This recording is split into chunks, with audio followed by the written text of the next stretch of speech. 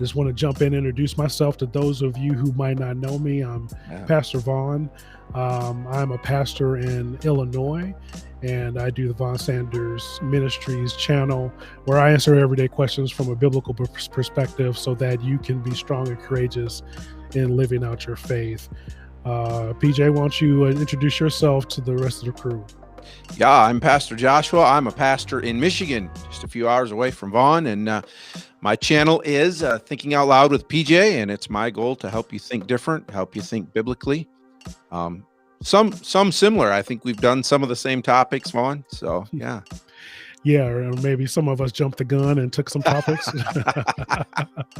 Not intentional. Yeah, Beloved Inc. We got the twins in the house. Thank you for joining, jumping on. Good to see you both here as well. So Pastor Josh, what are we talking about tonight? We are going to talk about 5 things that we wish we would have known before getting into YouTube. I think you and I both spent quite a bit of time researching and still do. And there's a lot of things the experts talk about, but we found some things nobody told us. So we want to talk about that. Hopefully it can help somebody else that's watching. Yeah, absolutely. It should be good. So, yeah, God bless you as well. Happy that you are here. Thank you both for being here and joining us. So jump into number one. You know, one of the things that, you know, when we think about what it is that we wish we known, I'll let you go with the first one. Yeah. Joshua, well, you know, unless you are the good old Stephen Furtick or T.D. Jakes or any of those orders, right, that are what you would consider to be the highly sought after sermons on YouTube, nobody is going to want to watch just our sermon. They don't care. Our church people might care. But, you hurt my feelings, man. Nobody wants to see my service. Right. And so to learn that and realize, and it took me a while actually to find pastors like you who actually are doing more than just sharing their sermon on YouTube. So I think, and then learning what it takes to do that, learning to figure out the content, learning that YouTube is a little bit of a science. There's a lot of things that I've had to learn to get good at YouTube besides just posting a sermon, right? I've had to learn, you and I were talking about just researching topics, figuring out what's good. We can have good content, but if nobody finds it, then what good is it, right? We can put all this effort and work into these videos. So we've got to find ways for people to search. I think probably everybody knows that's watching, but if you don't, their YouTube is the second biggest search engine, second only to Google, who, by the way, owns YouTube. So what is our goal, Vaughn? Our goal is to hit that algorithm and be in that search engine, be found that way. Yeah, absolutely. And we saw this, you know, really start happening during the pandemic when, you know, most of us in our churches, we were forced online. And so we figured, well, we're just going to put our service online, thinking about, you know, we're going to do this for our congregation, which is all well and good. But then they're like, well, I'm going to keep doing this because other people are going to watch it. We just assume because it's out there that people are searching for this biblical content. I'm going to be doing Acts chapter 6, verses 1 through 6 this Sunday. The way YouTube works in the algorithms, nobody's searching for, not too many people. There are some right. that maybe want to say, hey, I wonder what Acts chapter 6 says. But the normal person is not going to go out and be searching for that. And so, man, I had to rewire my brain when I thought about, man, this is good biblical content, but people need to hear this, but they don't know that they need it, you know, until you're able to expound on it and really tell them, and I'll lay it for them, put in a nice thumbnail, a nice title, so they catch their attention to be able to watch it. You hit it, Vaughn. I think for me, the other thing that's changed in my mind, and I find that the more I do it, the easier it comes, and you and I would both say we're not very good at it, but is almost finding that clickbait, right? Not that we're trying to bait and switch them, but we've got to give them something they want to click on, something that makes them go, oh man, what in the world is he talking about? And I'm not used to that as a pastor. I just, here's the title and let's just open your Bible and preach. So Right. That's been a big thing to have to learn how to get creative that way. Isn't that funny? We on Sunday mornings, we've got a captive audience. Like, you're Yeah. not going to go anywhere. You're here for a reason. I got you Right. for at least an hour, and maybe an hour 15, hour 30, depends on, how the spirit moves. But I got you here. And so I can go on, some sidebars and tangents and stuff like that. But YouTube, you got maybe 30 seconds. Right. And if you don't catch them in that first 30 seconds, then you're done. They're clicking off, they're going on to the next one. And so, clickbait has got a, bad connotation, but we want to grab them with the Yep. thumbnail and the title to get them in and immediately start giving them value. To me, Yeah. that's not clickbait, because we're actually delivering on what we say Right. we're going to do in the title. Right. Yeah, but you say we've got a captive audience. One of the things I have started thinking about on YouTube, because like you say, you got about 30 seconds to pull them in, and just a certain amount of time, and they're going to be gone. And they're going to physically go to another video. I wonder how many people in church, they've checked out after a few minutes. They're sitting there because they can't go anywhere, but they've checked out. And those things that I've learned on YouTube, I've processed those often when I've been writing my sermons now. Yeah, absolutely. And that's a good point too. I think being out on YouTube and having that in mind, engaging my audience that I can't see on the other side of the camera, has made me a better preacher, because now I can engage with the people that are sitting in front of me to take the cues that I'm actually physically seeing and be able to engage them in a different way. So it definitely has made me a better preacher. So number two, another thing that we kind of already talked about this is your content may be good, but nobody will know it if you don't have a good title and you don't have a good thumbnail. And so this is the worst, I gotta say, of all the things that we have learned through doing all of this, because I spend so much time thinking about the content and putting it together.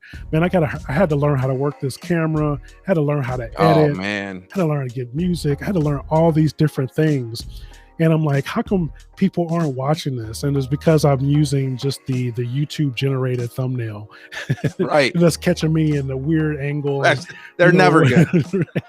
Never good. Don't use that. But really thinking about, and I was actually told recently that you need to spend at least an hour on your thumbnail and title. And I'm like, bro, I barely got an hour to put together the video itself. I mean, you want me to spend another hour on the thumbnail? Yeah. But I'll tell you what, when people are scrolling through their YouTube, you really got to get them to stop the scroll. Yep. And that happens with your thumbnail. And so you don't have to get outrageous with a lot of the people that make it the funny faces. With, Joshua Vaughn was just great at this. He's got that emotive face that really stands out. I'm fairly stoic, so it doesn't work as well for me. But man, when you get to stop the scroll and you have something in the thumbnail that's starting to tell a story, and then they stop and they look at the title, and I'm like, yeah, I want to see this. And then they get to see the content that you prepared and worked hard on. Well, so I think for me, one of the things, anybody in YouTube probably knows Think Media, Sean Cannell, and they were very instrumental. I was able to take some good classes from them. But Sean always says, just press record. And as a new YouTuber, you need that. You need that encouragement that you're never going to get better until you just press record. But that is so wrong in a lot of ways. Like, we've learned that. You said that. I not only is it learning how to do it, so I didn't know I was going to have to learn animation, that I was going to have to learn lighting, that I was going to have to learn cameras, everything that goes into making a quality video that's going to want to keep somebody there. I didn't even know the money that I was going to spend on programs to make thumbnails. And I mean, you name all this stuff, Vaughn, and YouTube, being a YouTuber is much more than just sitting in front of the camera. That's the fun part, right? That's kind of the easy part. I don't know how many times I get done with a video and I'm all ready to go edit it. And I'm like, I didn't take any thumbnail pictures. And then you got to take thumbnail pictures. And there's a lot that you're learning. And Joshua asked, how long did what thumbnail, Josh? This one for this? Yeah. Yeah, we both so we got together. We were talking about this for a while, this Yeah. content that we're doing tonight, and we got together and we talked about the thumbnail and what it needs to be. And so we actually Yeah. did some research, right? I jumped out on YouTube and kind of did some research on the topic that we were doing and looking at, what's working. What are people clicking on? What type of views? Who are the creators that are putting them out? And me and Joshua came together like, okay, these are some of the thumbnails that are working. So let's do something like that. Yeah. No need to reinvent the wheel. Right. Yeah. So there it is, Vaughn. He's asking about your latest, which by the way was a pretty cool thumbnail, I thought. That was just all in my head. I was just trying something new and different. But the last video about are we truly free, and I'm thinking through it. So I want to start telling a story, not just through the content that I'm creating and video that I'm producing, but that story starts in the thumbnail. And like I was saying, when you stop to scroll, I want people asking, what's going on here? What's really happening? Then it makes them look at the title, and then a title drive. Okay, now I'm even more intrigued. Where are we going to go with this thumbnail and title? What do you mean, are we truly free? And what are we breaking free from? And now I got you in the video. Now I hopefully got you to click, and you're in it to win it with me, and going to stay to the end, and going to then click on one of the end cards, by the way, once you get through that.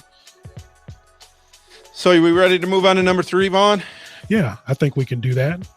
So that one of the things that we have learned is that if we're going to do YouTube well, it really becomes like another job.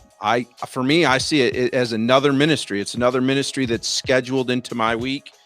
But it's more than just a job or a ministry. It is a labor of love. I think, Vaughn and I were talking about some of the struggles earlier before we were live. And I think maybe that's why I struggle more, because we pour so much into the creativity. And it is a labor of love. And then you put this video out there, and if people don't watch it, you kind of feel like we're attached to that video, right? Yeah. No, it's really tough. I've got 2 full-time jobs. So I work, in IT, and I'm also a full-time pastor. And when I started picking up YouTube and had to learn all these different things, it has legitimately felt like another full-time job. Just the learning curve alone has just been very time consuming. And you're right. This is my baby here. This video that I put together, that I've poured over, really thought through with a really powerful message. The message of the gospel is the greatest message that you can ever have. And to see people not clicking on it, like, oh my man, what is going on? But the flip side to it is, with all the things that I've learned, even over the past year, I'm looking at them like, wow, I did that. Like, I never even thought or imagined that I would be able to produce the type of things that I'm able to produce now. And I'm not saying that it's not great. It's probably not even that good, frankly. I mean, especially to somebody who's a photographer or videographer or something like that. But for somebody who has never edited a video before in his life to produce something that, different things. I was so excited in my last video. I did J and L cuts. I felt like a kid who learned how to tie his shoe for the first time. And it was just so excited, so proud of myself. Yeah. But it's things like that has been really fulfilling. And again, icing on the cake is when people click on it, the message connects with them, and they can see and respect the hard work that's gone into it. Yeah, I remember, Vaughn, back, and you and I are pretty close. We're both just a little over a year into this. I remember being scared to death to try to match audio and video with my video, record separate audio. And now I don't, unless I'm vlogging with the mic on my camera, everything goes through my Rodecaster, and then I put it straight in and get a lot better sound. Just things like that. You say my video I put out today, it was my first shot, and I don't, probably not that great, but again, I would have never dreamed that I would have a video where I'm sitting there talking to myself, right? So it's those things, right, that we figure out. And I think being in this community, we push each other, right? Because somebody does something, and then you're like, oh man, I got to try that. And that's the other good thing about the work, is having people around you that can push you and keep you going. One of the things I've noticed too is one of the things I took from Sean Cannell way back when I first started is they said, figure out how often you're going to post videos and then stick with it. And so I decided I was going to post weekly, and almost always I do, but it's work and I have to schedule that in. And it actually has amazed me as I look at the circles around us on how many people are not nearly that consistent. And it reminds you how much work it is to actually consistently post videos on YouTube. Yeah, no, I agree. Either you're going to make videos or you're going to make excuses. Right. So we've all got the same 24 hours in a day. And so we are going to do what it is that we prioritize, what we think the most of. And so when I looked at my time and how I was spending it, even through both jobs, there's still a lot of time that I really wasted, right? Just thumbing through Facebook and TikTok or whatever, or watching Netflix. And so it came to a point where, okay, I'm not going to watch as much. I'm still going to watch Netflix, but not as much. I'm going to spend that time, that extra 30 minutes, that extra hour or whatever it is, learning something new so that I can create more value to the people that are watching my videos. And so that's all it is. And people will say, well, I don't have enough time and I got young kids, or I got this job. You can always find more excuses for why you can't do something, but just take what you have, put up your iPhone if that's what you got, and hit record, just like Cannell says. Well, I think you need to know your why, Vaughn. We didn't even really schedule talking about why you and I got into this, but I see this and you see this as a legitimate ministry, as well as a lot of the guys that are in the chat here, right? This is not just a hobby for us. Right. I have another channel. It's even smaller, and it's a hobby channel that we do with my family. And I don't spend near as much time as I do with this, and I'm not nearly as consistent. This is an important ministry to me, and I treat it just like a Sunday, getting ready for preaching on Sunday or whatever. It's scheduled into my week because for me, it's great that I can reach other people, but it gives me one more opportunity in the week to speak into the lives of the people in my church. Yeah, absolutely. And I think that's definitely true. This is definitely a ministry. You mentioned earlier about the YouTube being the second highest search tool out there next to Google, and people are right. They want to hear the gospel, believe it or not, or they're looking for answers for things that they're dealing with in their lives. And the people that believe in the Bible, they believe in God, they believe in Jesus Christ, we have the answer that heals the wounds and the needs of people out there.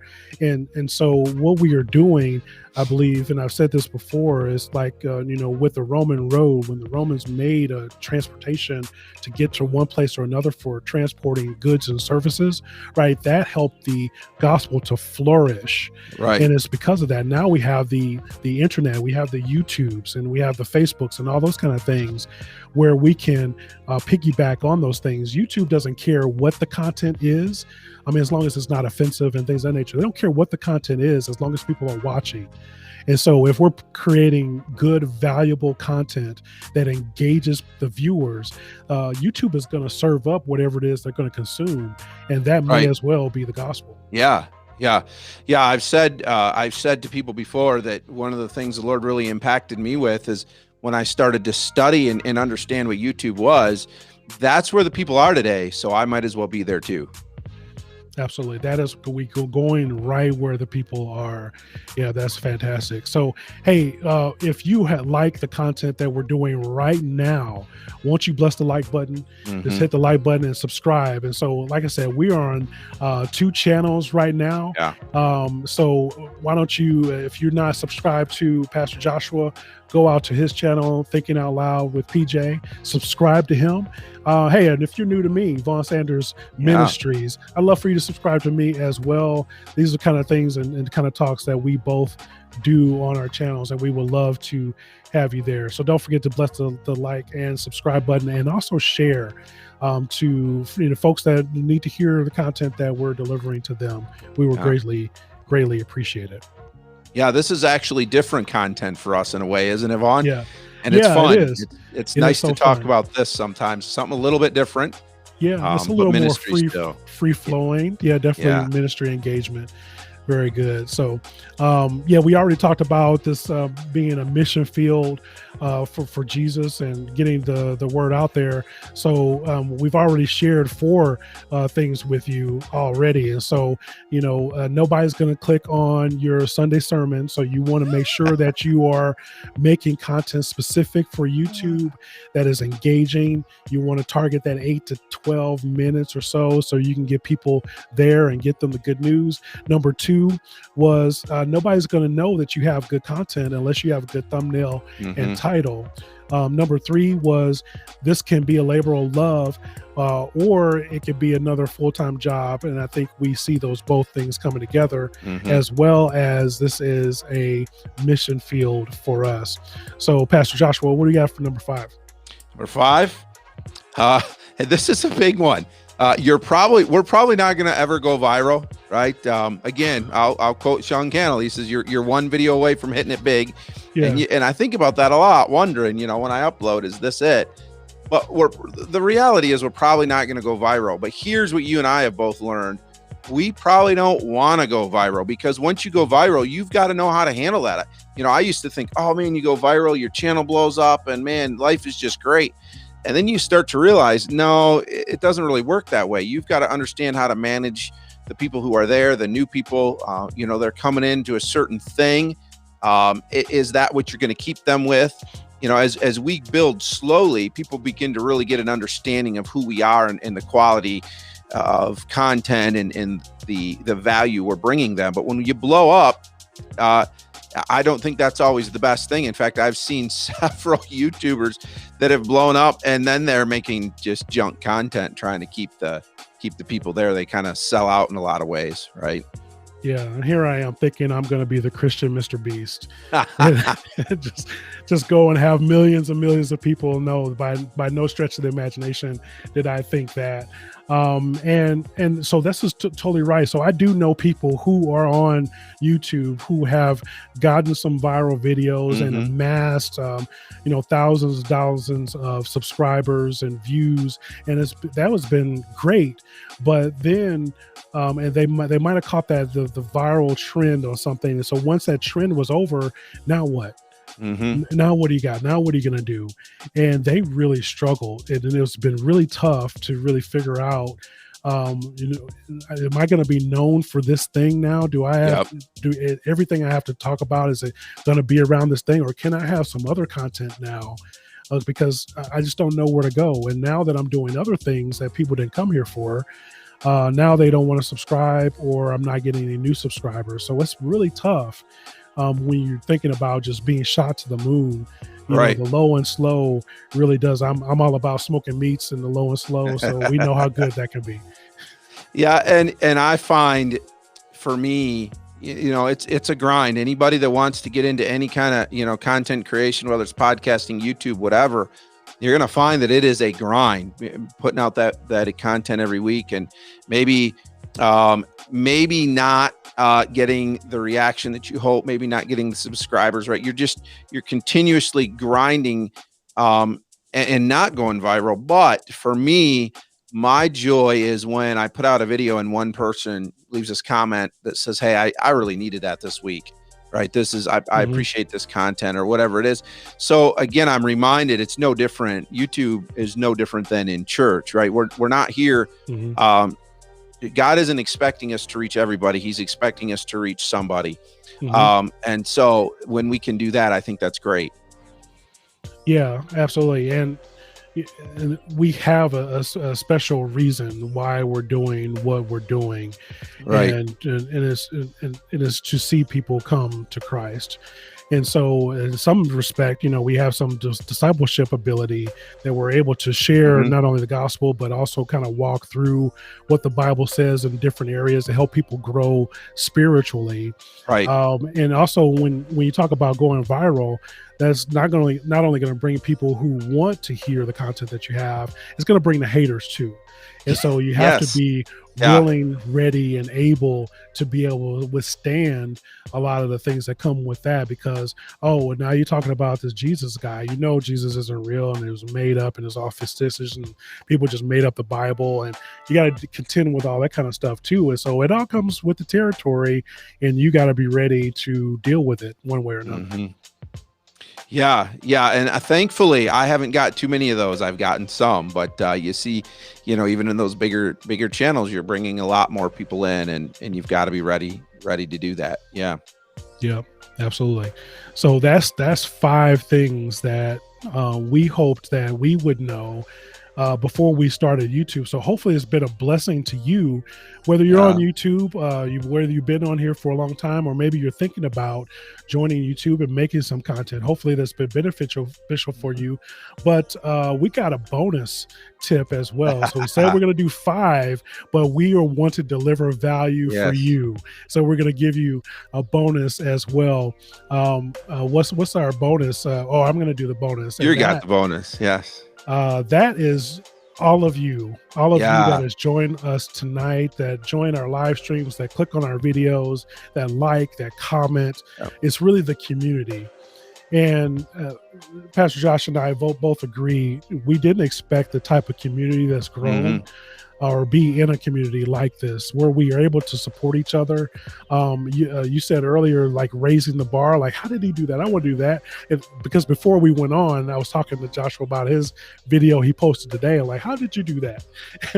And he willingly shared with me, so now I can copy him and I can do the same thing. That's right. But we are here to encourage one another. But it even goes deeper than YouTube. I mean, when we're able to get on Zoom calls with one another and pray for one another, we got our brother Luke, who is in Haiti. Yeah, he jumped in here for a minute. We're able to pray for him and his ministry and what's going on there, and lift him up in prayer. The folks that we it's more than just YouTube, and we've gained a personal connection with a lot of these folks, and it's just been fantastic. Yeah, I think, again, I did not expect that, and I'm thankful for that. When I first started, I was encouraged, as I think probably anybody is, and I'll tell anybody else, look for people who are in your niche and go see what they're doing. And so when I did that, I found guys like Trey Van Camp and Joshua, who's in the chat here, Josh Verwers. And so I started watching those guys. It's kind of crazy to me now that, here we're live and Josh is in the chat, and Josh has been amazing. I can text him anytime, and he's gonna, he'll answer me. He's helped me so much. And, Vaughn and I text back and forth all the time. And sometimes it's not anything about YouTube. We've built that relationship. Sometimes it's just a Sunday morning, hey, I'm praying for you, whatever it is. And, like you mentioned, Luke, been praying for Luke and others. David, I pray for often, and texting back and forth.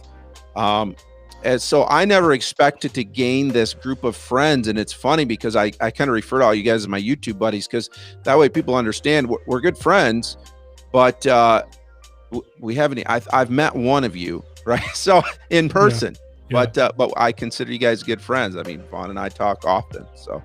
You've met one of us so far. So far, yeah. Yeah. Look, because you and I aren't that far apart. Well, so that's what I was going to say. We're too close. Yeah. What did you say about excuses, Vaughn? That's right. You're either going to make excuses or make videos together when we get together. So that'd be fun. We need to do that. Yeah. Yep. Awesome. So we went through this like spitfire. I mean, we went through this a lot faster than I expected. I want to know if anybody in the chat has got any questions for us, anything that of these tips that we gave. Is there anything that we kind of missed out on, or anything that you think you want to hear us respond to as far as, our experience so far out on YouTube? We'd love to know in the comments. Dean just jumped in. Good to see you, brother Dean.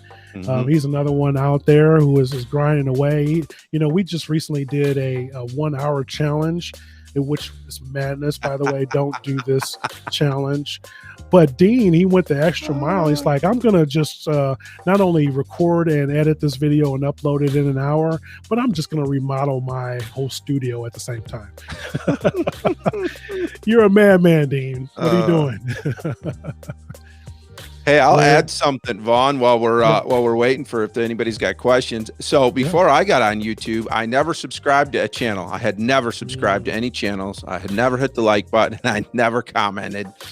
I just didn't understand why. Now I get on, and if I watch a video and it was helpful to me, I will at the very least hit the like button. I subscribe to several channels. If you guys are watching and don't understand, that stirs, those do different things to stir the algorithm. You guys see some guys in here commenting, and they're there to support us, but they're commenting just to really, and they understand that if they keep this chat busy, it takes this out to other people, and so they get that, and I've learned that, and so for you guys watching, maybe that is something for you to know that. Hit the like button, comment something, it doesn't, hey, just thanks for the video, whatever, and then to subscribe, that just encourages us. Yeah, that is funny how once I got into YouTube, that really changed my habits. I didn't subscribe to anybody either. What big deal? But the way YouTube works, it kept showing me the things that I watched, which was good. But yeah, with the algorithm, the mysterious algorithm and the way it works, it really encourages YouTube when people are liking, subscribing, and commenting, especially when you watch the entire video. Please watch the entire video. Watch to the end if all possible, at least half. That shows YouTube that the person that you're watching is doing something that you appreciate, and maybe somebody else will too. Like, hey, we've gotten a bunch of likes and views on this in the first hour it was published. I'm going to show this to some more people to see if they like it too. Especially with the content that we have and the message that we're providing, we want this to be proliferated out as far and wide as we can. So yeah, hopefully as you see this tonight, you will change your, if you're not already doing this, that you would, watch more of the video, that you will subscribe, that you will comment. We got a lot of great folks in the chat, a lot of folks that are content creators, Be Love Inc. sisters. They do a daily reading plan on their channel. It's fantastic stuff that they're doing there. We mentioned Joshua Vaughn. We got the Perkins family. You can just go through this chat and check them all out. If you like what you see, subscribe, comment, and encourage them along the way. Yeah. Yep, that what we're I can't what we're trying to do is, even through things like this, right, is just spread the love a little bit, right? I'd like my viewers to meet Vaughn and see that kind of content, and vice versa. Yeah, absolutely. We got Neat in the house talking about our setups. Neat is the editing extraordinaire. If you haven't seen his channel, man, he does a lot of neat tricks out there. So I was saying, hey, I just want to hire you. Just come do my stuff so I don't have to learn anymore how to do all this stuff. So yeah, we're still hanging out. I don't see any questions in the chat, but we're happy to hang out a little bit more in case you got some questions that come in. You see something? Luke's got one. He says, how did you guys learn to edit video? Did you buy a course or did you figure it out as you go? I figured it out as I went, lots of YouTubing. So like I said, watching people and going, okay, how did they do that? And then I use Davinci Resolve. Vaughn does too. And there's all kinds of YouTube videos to help you with that. And that's not there's a lot of good editing software out there, but I have just figured it out as I went. And that's probably one of the things I wish I had more time to devote to, because it's kind of, I learn as I need rather than really be able to take some time to dive in and learn what I'm doing well. Yeah, no, same here. I went to YouTube University, like we do everything nowadays, to figure out like how do you do this. I personally chose Davinci Resolve. I was using iMovie, and once I started to learn some things and started watching other videos, I'm like, well, I wonder how they did these things, and found out that I needed more than what iMovie had to provide. And so doing some researching, there's the Final Cuts and all this other kind of stuff, and I found Davinci Resolve. Actually, they make movies videos with Davinci Resolve, but it's happened to be for free. Free. They want to focus on selling hardware, and so it's kind of a gateway drug for them for Black Magic to say, hey, we get you into doing Davinci Resolve, then you want to buy some more hardware, the ATEMs and all that kind of stuff. And so, hey, why don't you take this little hit of the editing software and we'll get you to buy more. And so it's a very powerful editor, but no shade to any of the Adobe products. So, most of those are more popular. And hey, jumped on YouTube like Davinci Resolve, J Cuts, Davinci Resolve, L Cuts, transitions. And spend the time, man. You got to put in the work. Sometimes it's taken me an hour or two to figure out just how to do one cutscene, but it's been worth it in the end. Hey, we got a couple questions there, Vaughn. Josh has one and David has one. Josh says, can you tell us the similarity between physical and digital ministry that surprised you? Man, that is a good question. If you got something off the top of your head, go with it, Vaughn. I'm trying to think. I think I've learned, actually, I mean, we talked about it. I've learned to, I think, be a better communicator because of YouTube, because you have to communicate so concisely on YouTube. That's not a similarity, but. No, I agree with that. And I'm learning still how to reuse the content that I'm already producing. So I'm preaching every week. I'm doing articles for my congregation. I'm answering questions for my congregation. And so that's actually feeding into and informing what videos I can create for YouTube. So if somebody comes up to me after a service and asks me some questions about something I preached on or something else that is in the Bible, and okay, let me stick that in the back of my mind. I'm going to do some recon on YouTube to see if other people are asking this question. And this would be a great opportunity for me to make a YouTube video on that. Or, let me condense my sermon from 30 minutes to 10 to 15 minutes and give some bite-sized chunks and answer some other specific questions about those things. That's more helpful. Or maybe I don't have time to go into this in the sermon or study, that I could put it on YouTube and have people consume there. So there's a lot of corollaries that I'm seeing. Yeah. So a benefit, and again, this isn't a similarity, but a benefit I did not expect is now on Sunday, somebody will come up to me and say, hey, Pastor, what about? And I'll say, I did a video on that. Go to my YouTube channel. And it just saves time. And I am learning now. There's stuff that I'm putting on my channel that maybe the experts say don't put it there because it doesn't necessarily maybe go fully with what you're doing, but it's a place to park it where people can keep going back to it. And so I'm learning that. That's gold. That's what they call evergreen. Yes. And you'll hear this term, something that we is answered, or something that is pertinent, and not just for today, but something that is applicable next month, next year, 10 years from now. People will still be looking for the answers to these type of questions or information about these things. And so that's another thing that we are all trying to do. We can answer some trending things or something going on in the world right now where we can talk to from a biblical perspective. But, once that trend has passed, not too many people are going to be looking for that. So it's not evergreen. But, stuff like, how can I be saved? Or how do I get to know Jesus? How can I learn to read the Bible? Or what does the Bible say about depression? Those type of things are evergreen, and people will always struggle and be looking for the answers to those questions. All right, Dean's got a great question, and we'll wrap it into Joshua's question. Dean says, and he's laughing about it because he's there, he understands this. How many microphones do each of you have after your first year or more on YouTube? And then Josh asks, how much have you spent? So this is something that if you're thinking about this, let me give you a piece of advice, couple pieces of advice. Number one, don't say that YouTube's free. Don't fall into that trap. I started that way. Then I realized, no, YouTube is not free. And here's what I can tell you. And this is why Dean is asking this question, kind of laughingly. Don't buy something just because it's what you can afford now. Wait and get what you need, because I have had several microphones. No, Dean, I don't still have them. I've sold them, but I've sold them at a loss.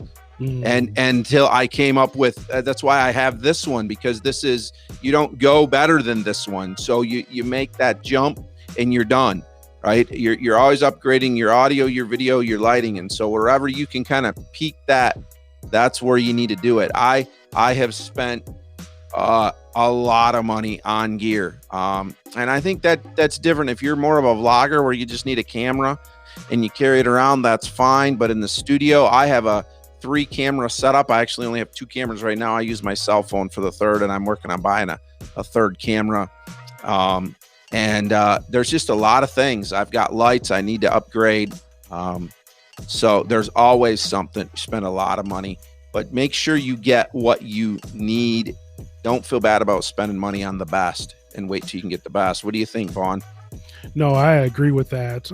Some other folks, some of you might be familiar with Diana Gladney. She's out there, and she's great when it comes to content creation, not only for entrepreneurs but also for YouTube. And I've heard her say, "Don't give in to the gear acquisition syndrome."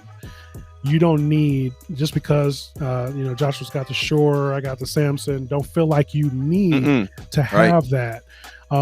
Start with what you got.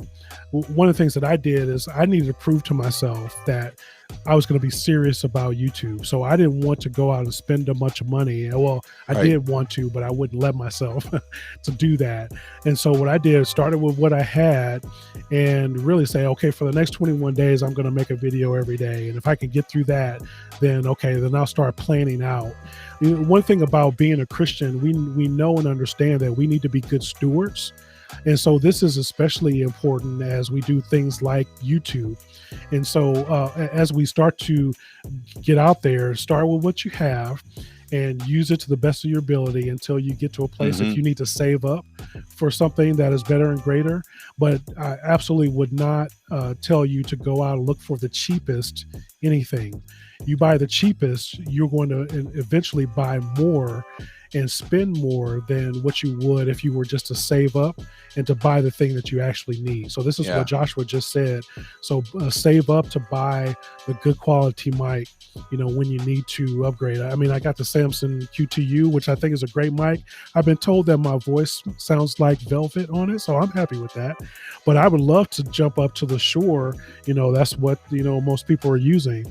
And so I've set a goal for myself when I get to a certain space that, I'll spring from the Shure. And I think that's the wise way to do it. So, yeah, we don't want to have that gear acquisition syndrome. The other side of that is, again, I used to get frustrated when I would watch a YouTuber and they'd talk about their Patreon or their buy me a coffee. Like, why are you asking me to give you money to do something for free? And now I get it. I don't have either of those yet. I probably will at some point, for one reason, to let some of there are viewers who would be happy to help support the ministry, and that money will go right into gear and getting those things. But yeah, you hit it, Vaughn. When I said get what you, so I would say get your mic that's going to get you going, and then don't, because I upgraded in increments, and that's where you lose money. Rather than getting my first mic and staying there until I could get like this one, I upgraded in increments, and then you start outgrowing it, and so then you spend more money than you want. Wow. Yeah. So Joshua's done that hard work for us to be the example for us of maybe what not to do, or at least that we can pace ourselves. But yeah, it's easy to jump into this and get too deep before you know it in different gear and what you're doing. And so, and hey, don't fool yourself either. Just because you have the best camera, the best mic, it still doesn't make it guarantee that you're going to have the best content. And so that's what's really important, is that you're going to be dedicated to doing, putting together the best quality videos, to spend the time to learn the editing and learn how to tweak your audio, to do all those things. And a lot of folks, even Mr. Beast has said, they do still use their phones just to get the certain kind of quality. They don't want it to be overproduced. Right. And so, hey, you don't need the red camera or anything like that in order to do the things that we need to do. Hey, David was asking earlier, what is our favorite video we've ever made? And I've been thinking about that. I don't know that I have a favorite video. I have favorite things that I've done in my videos. Just different editing techniques that I've tried and have turned out well. I have just, certain maybe surprise elements, different things like that. Vaughn talked about the 1 hour challenge. As stressful as that was kind of fun in a lot of ways. I was glad it was done, and I wouldn't do it again. But I'm not a natural vlogger. I am much more suited to sit in front of the camera like this and do a talking head.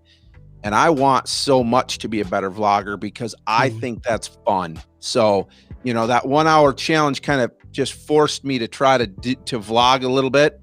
And I got a lot of comments from people saying they really enjoyed that. So it's just making me think about how can I do some more things like that.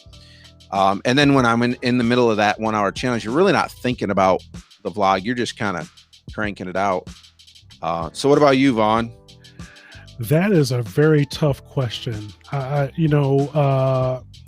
It's difficult. I think I'm over that hump of feeling weird about watching myself and hearing my own voice.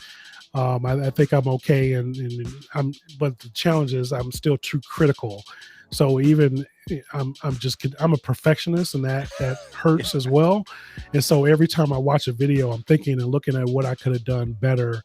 But to be honest with you, each video, my goal is to make the next video better than the last video. And I think I've been able to do that, mostly be able to do that. And so I think my last video is typically my favorite, because especially when I look at the things that I learned from it, and the new tricks and little things that many people probably don't even notice, but I do, or, maybe some of the other creators would notice, those are my favorite things.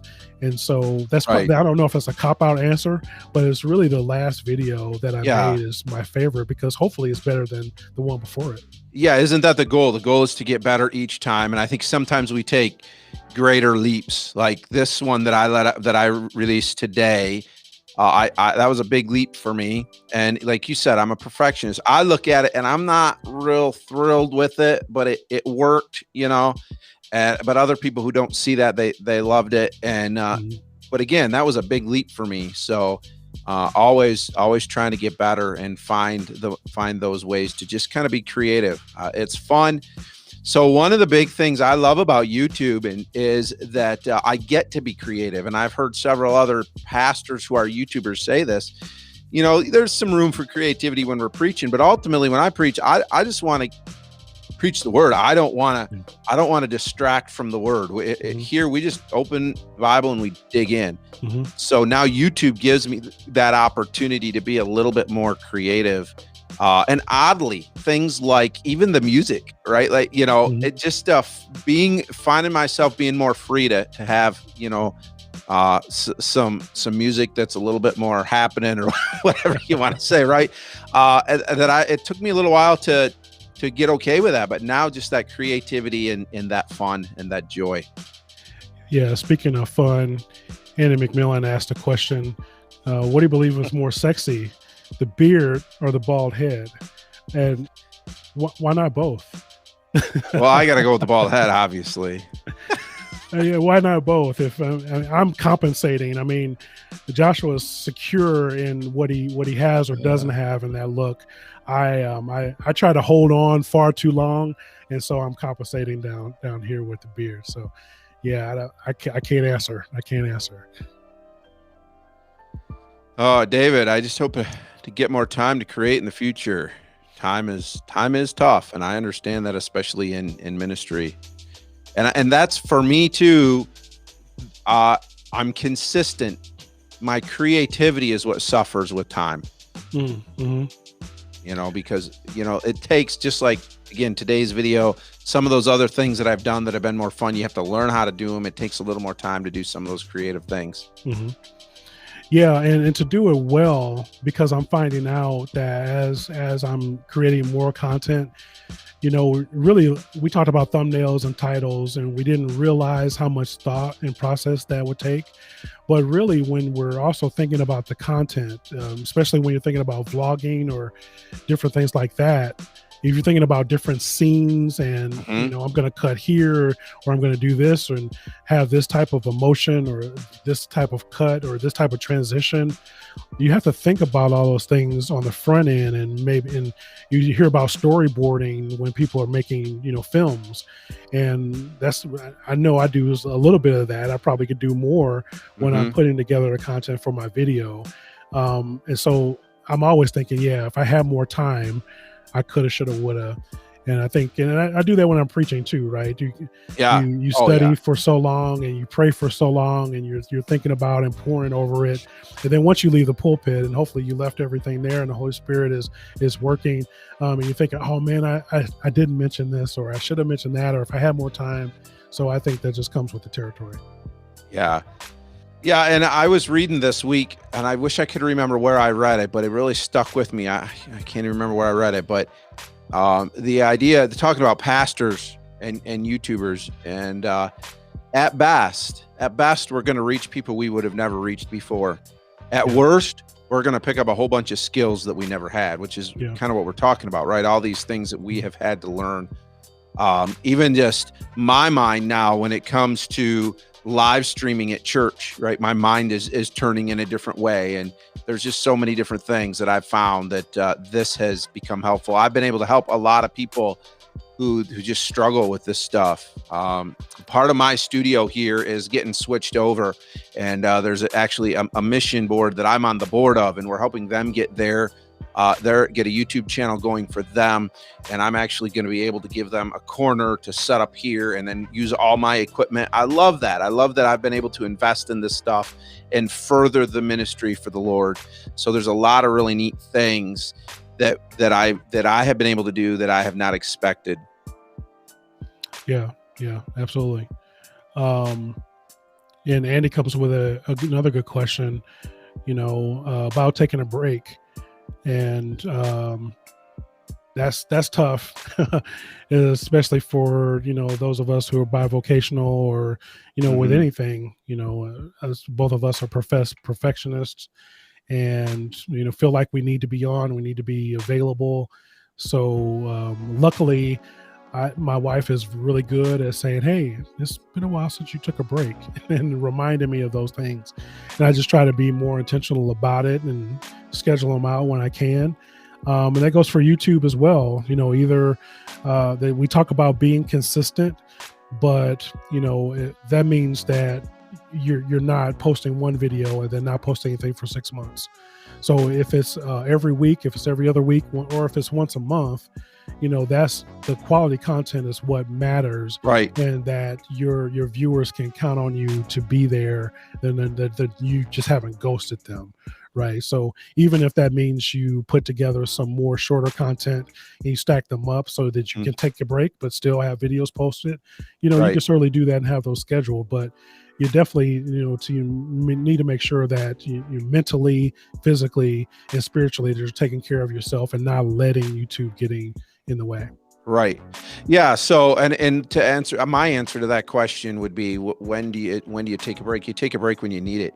Yeah. I don't know that there's ever a right or wrong time, right? Especially with YouTube, take a break when you need it.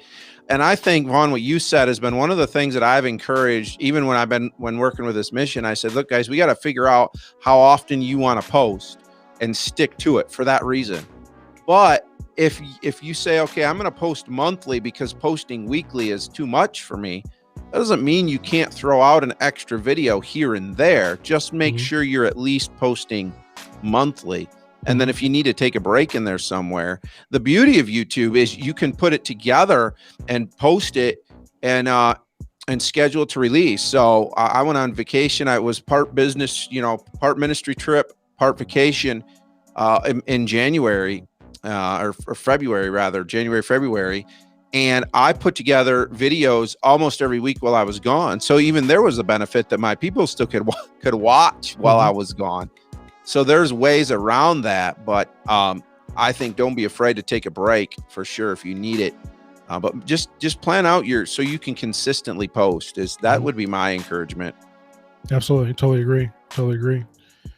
Yeah, Andy's asking about feedback on his channel. I like the stuff that Yeah. Andy is doing. I think he's got a lot of charisma. I Hmm. love listening to him. A great storyteller, and I love how he weaves in just regular things that we would think about, and then weaves that into the scripture. I think that's fantastic. Maybe, and I can't think of anything specifically, but as we talked about earlier, thinking about, well, what are people looking for? What are they Hmm. searching for? What are the needs that we can provide answers to? So maybe that is an area that, and you may do some of this already, Andy. Be looking, out on YouTube and seeing, how can I satisfy what some people are looking for. Not necessarily to jump on the trending topics. That's not for all of us. There's some guys that are good at that and then really excel at that type of things. But really, just how do I tailor my content instead of because he did one recently on the 23rd Psalm, which I think was outstanding. Yeah, Breaking absolutely. breaking that down and really making it how can I formulate my Hmm. title to pull people in Yeah. to this conversation that we're having about the 23rd Psalm. Yeah, so I think, Annie, that's what I noticed. So my pastor's heart loves what you were doing with the 23rd Psalm. If Hmm. I could just do that on YouTube, that would be my wheelhouse, man. I Hmm. just would love that. So I think, but I did notice kind of a switch in even your thumbnails and your titles. Hmm. I guess one of the things I picked up, and I'm again always learning, but I do every other week. So like this week, I posted I don't know what you would call it, a podcast style, whatever, that was just me sharing what's on my heart. And then next week I will be in the book of John, and I'm in the process of a verse by verse study through the book of John. And for a long time, I would write those weeks off as this week is not going to benefit my channel. I knew that it was there for people in my church. I wanted them to be able to take those videos and study through John with somebody in an evangelistic Bible study. And then I, if there's anybody out there that found them, it would help them. But it wasn't really in my mind going to grow my channel. Then I was listening to some Mike Winger stuff. And if you guys don't know who he is, go find Mike Winger. He's got great content, but he's also now started a channel helping Christian YouTubers. And he does exactly what I do. He has some verse by verse Bible study. Hmm. And what he encouraged, and I've started doing, is I don't present those videos as a verse by verse Bible study. Hmm. I present those videos as a standalone video that hopefully will answer a question. And oh, by the way, after you click on it, you find out it's a verse by verse Bible study. Because when I was watching 23rd Psalm with Andy, I was like, man, this is good stuff. I wish more people would watch it.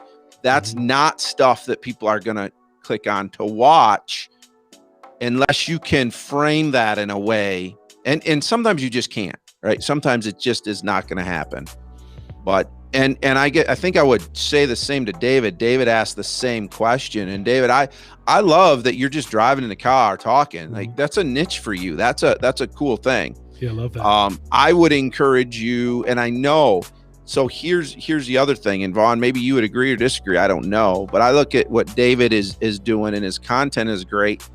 Your thumbnails, David, I don't personally see as great clickable thumbnails, but I know David, and I know he's working two jobs. He's working a secular job. He's a pastor. He's a dad, and if it means that he can just throw up I don't mean just throw up a video, but if he can post a video but doesn't have time for the thumbnail, that's better than nothing, right? Mm-hmm. But I guess I would encourage you the same way, David, as you find time, do some research around your topic and say, how could I title this different? What could I do for a thumbnail a little different? And I'm no expert. Vaughn is going to say the same thing. We're learning, but that's what we're learning. Mm-hmm. And I would say, I think I've heard Sean Cannell say this, your first 100 videos are just going to be, like a better term, garbage, right? Yeah. It is what it is, because we're all learning. We're picking up these new skills with the cameras, the editing. We do music and transitions and titles. All that stuff is brand new to us. And so he always says, just hit record. And so I applaud you guys and anybody else who is out on YouTube and just posting videos. So you got to start there. And I think by doing something, this is one of those things where you learn by doing. You don't know what's going to work. We don't know what you're going to feel comfortable with. You're not going to be able to find your voice until you start actually creating content. And for me, I'm still finding my groove. I think I'm starting to find my style, so to speak, when it comes to editing or how I put together my videos. So when you watch YouTube, you can pick it out like, oh, that's you can name the person by the thumbnail. You can see the cadence. We all know the popular vloggers out there, and they've got their style. But you just need to get out there, knock out 100 videos, and really don't worry too much about the specific things, until you feel comfortable with what you got. And so I think Joshua and I are to a point of, okay, we got the basics down, so to speak. And so now let's start really combing through the analytics. What are the analytics saying? What are the best practices for putting videos together? And let's start integrating those things one by one. But still, what's true for me and what feels authentic, and how has God gifted me to deliver this message to the people that need to hear it. So continue to do what you're doing. And as you get those basics under you, then start experimenting with different things, and you'll find your groove as well. Yeah, and be you. Don't be what somebody else is. I kind of had to learn that too, is I see something that I like, but that's just not me, so it's not natural. I did a video, well, it was my 1 hour video, my 1 hour challenge. And I talked about the things that I learned in my first year in YouTube. And one of them is listen to the experts. But the very next time I say, don't listen to the experts, especially as ministry is concerned. There comes a point where you just have to do what you're going to do. If you believe this is a ministry, then it's the Lord's calling and his directing. And so you ultimately have to do what he's going to do. But when Vaughn and I start talking about analytics and titles and all of that, it's for me, the burden is, okay, if I'm going to put the time into it, now I need to start trying to see if I can get more people to watch it. So it doesn't mean to be in a discouragement at all for anybody. Like people watch me and go, what is this nut doing? Like, who would watch that? But yeah, I'm getting close to 130 videos, and the things that I've learned is just, you would never guess that just by cranking them out. Larry says to David, his videos are great. Keep both hands on the wheel, and they are. I think it's just a matter of now tweaking those titles to be searchable and the thumbnails, because David, you're doing some good stuff, and I love that you're just using the time you have. Yeah, absolutely. Well, this has been fantastic. It's been fun to not only just have this topic, but to have you on, Pastor Joshua, to share in this with us. We love all of you in the chat. That's been a great encouragement to me, and I'm sure for PJ as well. So we thank you guys for jumping in and being in the chat. So, Pastor Joshua, where can folks find you? So I'm on Instagram under Pastor Joshua Putnam. My last name is Putnam, so if you just look Pastor Joshua Putnam, you'll find me on Instagram. I share my Facebook with my wife, but if you put in Joshua Putnam, you'll find me there as well. And then, of course, again, Thinking Out Loud with PJ. You can find me on YouTube, and I would love it if you guys haven't subscribed to subscribe, and we're just going to keep growing and doing what the Lord wants. And I'll say to those of you who are watching on my side, on my channel, jump over and give Vaughn a subscribe. He's doing some great things. Yeah, I appreciate that. Yeah, I'm Vaughn Sanders Ministries on YouTube. You can find me on Facebook. I'm Vaughn Sanders. Instagram, VRSJ. This has been great. Check out any of the stuff that I've done if you haven't seen them already. If you like it, subscribe. I'd love to have you. If you don't like it, that's okay too. I'm not everybody's cup of tea. And stay with Pastor Josh, and you'll find some others that I hope that you would get some good biblical encouragement from. And so it's just been a fun time being here. The Snipe Life, you talk about, man, I'm glad they jumped in. They have really blown up, have been doing some reviews on the Chosen, and they even had the creators reach out to them and been Oh, on. wow. I love the stuff that they are doing in Snipe Life. Hey, you can watch the replay. You missed it live, but it's all good. We'll catch you on the other side. Thanks for jumping in. I appreciate you, Shannon, as well. Be Love Inc. ladies, with thanks for jumping on here. We'll be praying for you as well. Any final thoughts before we get out of here, PJ? I don't have anything. I just want to say thanks. This was a lot of fun. You and I have been talking about this for a while, and so it's fun to finally pull it off and to do it. Thanks to everybody that jumped in. I see a lot of people now having to get out. I know it's getting a little late, but appreciate everybody that's been on and driving the conversation for us. I hope that our struggles and our pain over the last little over a year can help some other people. Awesome. Yeah. So again, thank you all for jumping on. As we say over at Vaughn Sanders Ministries, I hope that you will be strong, courageous, and living out your faith today. So thanks a lot. Have a good night.